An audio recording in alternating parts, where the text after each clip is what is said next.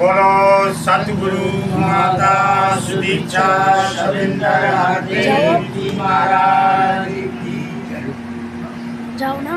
सत्संगत बहुत ही खुशी मिलती है जब संत जन भक्तजन मिल बैठ करके इस दातार प्रभु का गुणगान गाया करते हैं। इतनी ऊंचाई पर संतों ने तो बता दिया है कितनी इनकी तासीर होती है।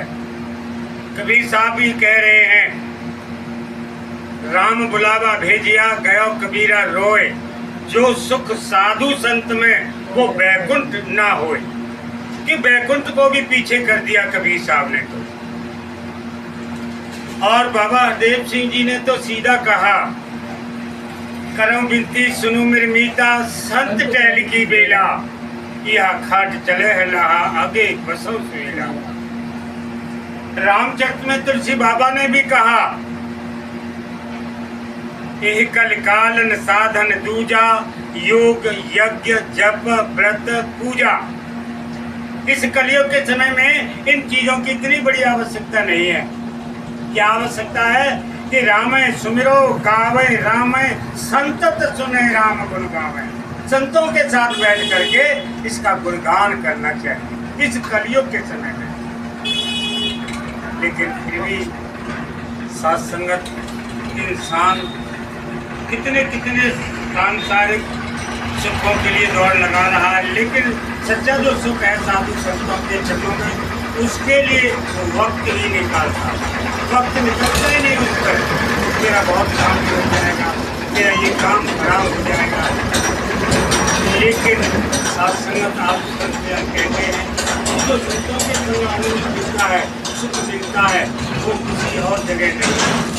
जैसे कई सज्जन पुरुष को ये भी कह देते हैं सत्संग में क्या मिलता है, चलो इसको भी थोड़ा चर्चा कर लेते हैं। चाहे हम पोथी पढ़ें और भी अनेकों किताब या गीता भागवत रामचरितमानस पढ़ें, लेकिन जो सत्संग में विवेक मिल सकता है, समझ मिल सकती है, वो कोई और पठन पाठन में नहीं है। सत्संग में हम पढ़ के स्कूल में डिग्रियां हासिल कर लेते हैं, इंजीनियर बन जाते हैं, डॉक्टर बन जाते हैं, लेकिन इंसान नहीं बन पाते। इंसान बनने का तो यही एक माध्यम है, संतों का संग, सत्संग। इसमें इंसानियत पैदा होती है, और जहाँ इंसान इंसान बन जाता है वहाँ हर रोल, हर जो जीवन के जो जिम्मेदारियां हैं वो पूरी निभा लेता है। अच्छा भाई भी बन जाता है, अच्छी पत्नी भी बन जाते हैं, अच्छे पिता भी बन जाते हैं, और अच्छे सत्संगत पति भी बन जाते हैं। जब इंसानियत जन्म ले लेती है, इंसानियत जब जन्म ले लेती है तो वाकई समाज में एक अच्छा इंसान बन के वरदान बन जाता है। तो यही संत जन भक्तजन बता रहे हैं कि जीवन में ये 3 भक्तियां अवश्य बना के रखना। सतगुरु की जीवन में भक्ति बना के रखना, ये लोक और परलोक संवार देता है। माँ की और पिता की भी भक्ति करना, ये माता पिता भी प्रभु के लेवल के हैं, इनका कभी तिरस्कार नहीं करना। कहते हैं महात्मा परम पिता परमात्मा के परम ये पहले निरंकार ईश्वर, फिर पिता जन्मदाता, फिर माँ।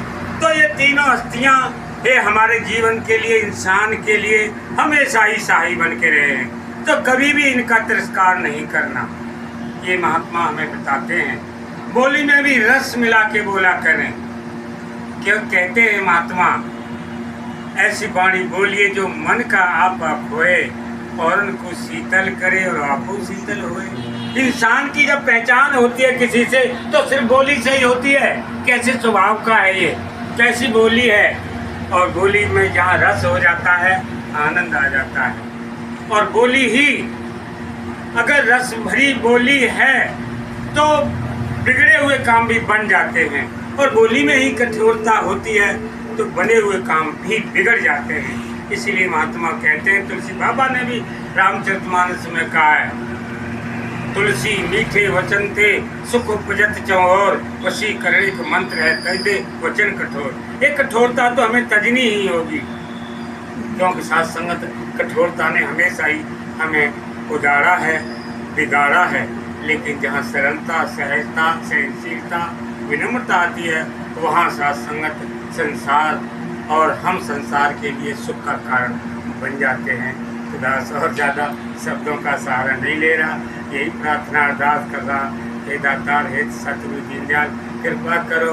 ये आपके सब संत जन परिवार के हैं, इनके जीवन में एक समर्पण, विनम्रता और शासन सादगी देना, ताकि ये संसार में लोक और परलोक सजाते चले जाएं। हमारे दीनपाल जी बैठी हैं, तो ये भी एक सात्संग समर्पण वाले महात्मा हैं। इनको भी रोजी रोजगार देना, बरकत देना, परिवार में खुशहाली देना, और जितने भी संत यहाँ आए हैं सबके लिए सात्संग सारी खुशियाँ देना जो संसार में हैं, और सात्संग संगत सेवा सुमिरन करते हुए ये संसार में खुशी का कारण बनते चले जाएं। दास को ये चिंता कर देते रहिए जब तक ये हुक्म आए संतों का, सतगुरुओं का, पीरों का, पैगंबरों का। हर सांस में साथ संगत हम एहसास करके दूसरों के लिए खुशी का कारण बने, किसी के लिए दुख की वजह ना बने, यही अरदास कामना है। सभी के लिए प्रार्थना करता हुआ प्रेम से कहना जी।